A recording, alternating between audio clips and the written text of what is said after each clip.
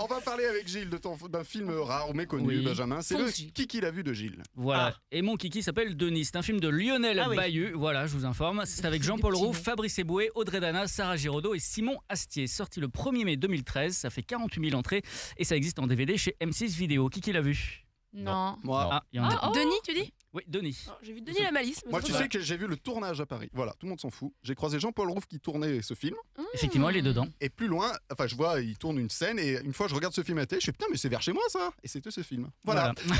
C'est les anecdotes de Belle l'animateur. C'est une belle anecdote, surtout qu'on était à On la était en bourre, hein. avance. Voilà. Oui. Alors le pitch, par 2 fois, Vincent a cru rencontrer la femme de sa vie, mais par 2 fois, elles l'ont quitté pour le même homme, Denis. Aujourd'hui, pour la 3e fois, Vincent file le parfait amour désormais avec Anna, mais il craint que l'histoire se répète encore.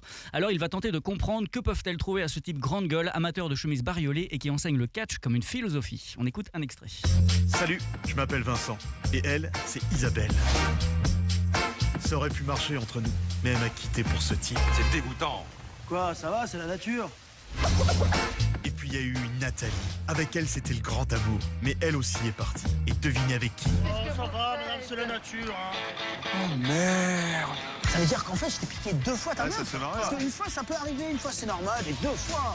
Pauvre vieux, là. C'est pas possible, t'as vu la dégaine qu'il a? Il est moche, il est sale, il pisse partout. Est-ce qu'il a un truc avec les femmes? Quand je t'aime, j'ai l'impression d'être un... Denis Rousseau. C'est notre chanson. D'autres fois. Aujourd'hui, je suis avec Anna. Et pourtant, je continue à me prendre la tête. Et qu'est-ce qu'elle trouve tout à ce type? Il gagne plein de pognon, c'est... Il baisse bien. Je te rassure, hein, question taille, vous étiez tous les deux moyenne basse. Tu regardes ma bite? Non, Bah si, tu regardes ma bite. pas du tout, alors. Tu sortirais, toi, avec un mec comme ça? T'as peur qu'il te fasse le coup une 3e fois? Oh là, pas du tout. Denis, salut. Anna. Fais une partouze? Oui. Vous rigolez, là. Bah oui, je t'ai comme pas piqué pour que tu viennes la baiser chez moi.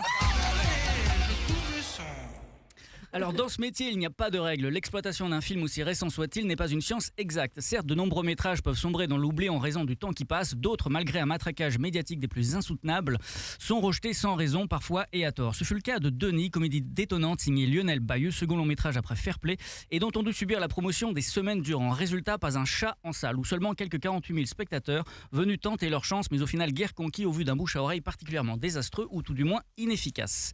Comment expliquer un tel rejet, tandis que Bienvenue chez les Ch'tis et Intouchables frôlent quant à eux les 20 millions d'entrées? Il fut une époque où il y avait de la place pour tous, les comédies françaises se partageant les spectateurs sans aucune concurrence.